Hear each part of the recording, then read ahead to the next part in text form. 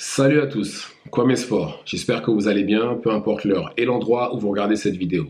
Avant de commencer, cliquez sur like, abonnez-vous et activez la cloche de façon à être tenu au courant quand je posterai de nouvelles vidéos.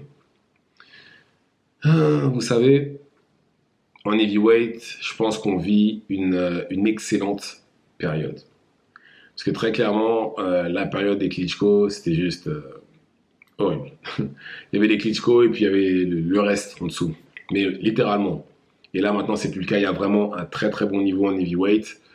On a Martin Bacolé, on a Zeng, on a Parker, on a Anthony Joshua, Dubois, Fury, Usyk, Kabayel, et encore, il y en a encore plein qui arrivent. Enfin bref, on vit vraiment une très très bonne ère en heavyweight et pourvu que ça dure. Mais, vous savez, il y a des combattants qui, dès leur arrivée en professionnel, ont été mis en opposition. Les médias ont fait que les comparer. Les médias n'ont fait que ça. Par exemple, pour ceux qui ne le savent pas, Mayweather-Judah. Mayweather contre Judah, Zab Judah, ils ont été comparés depuis toujours. Qui d'autre encore Bon, après, ça n'a pas duré autant de temps, mais par exemple, Manny Pacquiao, Floyd Mayweather, pareil, ils ont toujours été comparés. Trinidad de la Hoya. C'est comme ça qu'on crée des rivalités et c'est comme ça qu'on crée des méga fights. Il faut que, déjà que les combattants gagnent, hein, bien entendu, donnent du spectacle, de façon à créer de la hype. Comme ça, quand la hype atteint son paroxysme, là, il y a un méga fight. Et là, on risque d'avoir la même chose en Angleterre, avec Tyson Fury et Anthony Joshua. Oui, d'accord, on est quelques années trop tard. Je ne dis pas le contraire, mais ce combat-là doit arriver. Et Turki Al-Sheikh, son excellence, a dit que, alors le vainqueur, non, si Anthony Joshua gagne son combat contre Dubois, il serait prêt à faire le combat entre Anthony Joshua et Tyson Fury. Peu importe si Fury gagne ou pas contre Alexander Usyk. Et le vainqueur du combat entre Fury et Joshua aurait une trilogie contre Alexander Usyk. Bravo. Bravo et merci.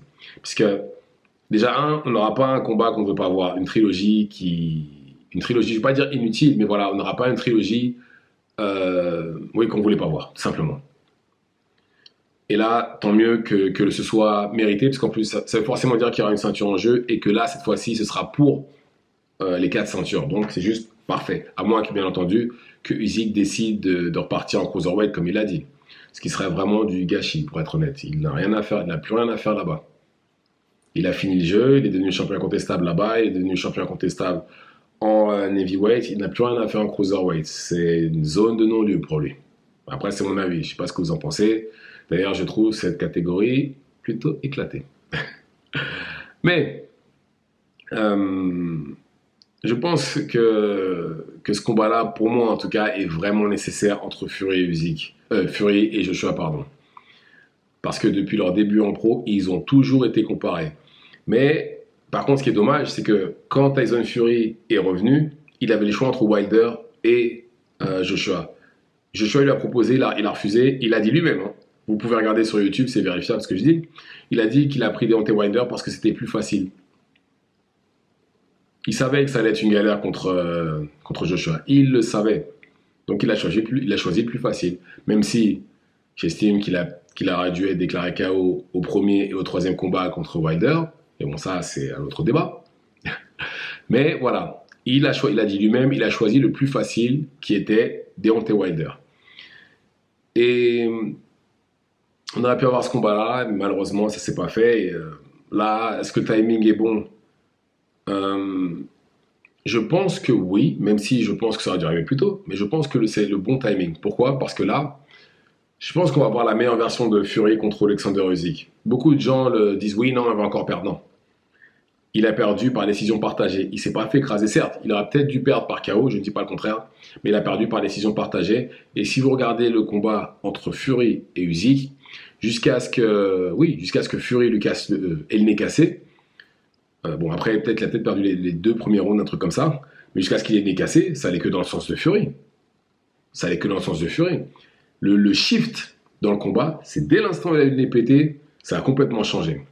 Ça a complètement changé. Et moi, personnellement, je m'attends à ce qu'il batte Usyk lors du rematch. Je m'attends à ce qu'il le batte. Et de l'autre côté, Anthony Joshua, on va dire, contre Usyk, le premier combat, il s'est fait outboxer clair et net. Je ne sais pas qu'est-ce qui s'est passé dans la tête de ses coachs pour lui dire non, non, non, vas-y, outbox Usyk qui est moins costaud que toi, qui est plus petit que toi, etc. Non. Il aurait dû essayer de rouler dessus, aller au corps, etc. Ce qu'il a fait justement lors du deuxième combat. Et là, ça a marché. Il a perdu lui aussi par décision partagée la deuxième fois. Même si je pense que ça aurait dû être décision unanime. Enfin bref. Mais en tout cas, c'est une bonne nouvelle. Et c'est très très bien pour la boxe, que ce soit mondiale, pour les heavyweights ou tout simplement pour les Britanniques, parce qu'on doit savoir qui est le roi d'Angleterre. On doit savoir qui c'est. Et je pense que ça mettra. Et je pense qu'au-delà, bien entendu, des ceintures, de l'argent, etc., je pense que le titre, ce titre-là, est important. Parce que pour deux personnes qu'on a mis en opposition pendant autant de temps, enfin savoir qui est le meilleur, c'est parfait. Ça met un point d'exclamation à cette rivalité. Mais bon, pour l'instant, Anthony Joshua a ses problèmes à régler. Non, en fait, tout repose sur Anthony Joshua en réalité. C'est lui qui a la pression. Parce que Fury, qu'il gagne ou qu'il perde, il y aura le combat. Qu'il gagne ou qu'il perde, il y aura le combat. Donc la pression, elle est sur Anthony Joshua. Il doit gagner. Il doit gagner. Et je pense que c'est faisable contre Dubois. Si c'est même Dubois, justement, qu'on a vu contre Ergovic ou même contre d'autres combattants avant, où très clairement, sa défense, il défend mal les bras arrière. Contre Anthony Joshua, il n'en prendra pas 4-5 des cleans. Hein. 2, 3 maximum. La troisième fois, il est par terre. S'il fait la même chose, il va finir par terre, sûr et certain. Mais en tout cas, la pression est sur lui et j'espère vraiment qu'il va gagner. Pour en finir enfin même pas pour en finir avec cette rivalité, mais bon, pour qu'on ait le droit à ce combat-là, et j'espère que ce sera en Angleterre aussi, parce qu'il serait capable de faire un combat aussi important chez eux en Arabie Saoudite, alors que non, ce combat-là c'est pour Wembley, c'est pour l'Angleterre, c'est pour Londres, ce combat-là, dans le plus gros stade du pays. C'est là où ce combat-là doit avoir lieu. Et ça, c'est sûr, que ce soit en pay-per-view, au niveau des tickets ou autre, ça va cartonner. Sûr et certain. Sûr et certain. Je m'inquiète même pas pour ça. Et mais après, voilà. On va partir du principe que Fury gagne, d'accord, son combat contre Usyk. Il gagne son rematch. Il prend Anthony Joshua et il gagne. Où est-ce que vous mettez Fury s'il bat Usyk lors du rematch et Anthony Joshua? Est-ce qu'il sera considéré comme le meilleur de cette génération-là en termes d'heavyweight?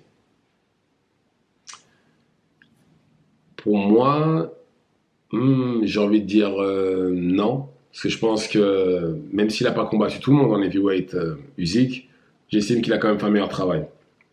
J'estime qu'il a rempli sa mission plus vite et il aura fait un meilleur travail. Faut pas, non seulement ça, mais vu ce qu'il a réussi avant, pour moi, il a fait un meilleur travail. Mais voilà, je pense que celui qui gagnera la rivalité entre Joshua et Fury, je pense que ce sera le meilleur deuxième. C'est triste à dire, mais voilà, ce sera le meilleur deuxième. Ah là là. Encore une fois, vous savez, là on est en septembre, là c'est le moment là, là ça y est, les choses reprennent, là, les activités reprennent. On réentend parler de négociations, on réentend parler de rumeurs de combat, un tel à l'entraînement, etc. J'aime cette période, je n'arrêterai pas de le répéter jusqu'au 14 septembre. Voilà, à partir du 14 septembre, c'est là où on va avoir justement toutes les grosses affiches.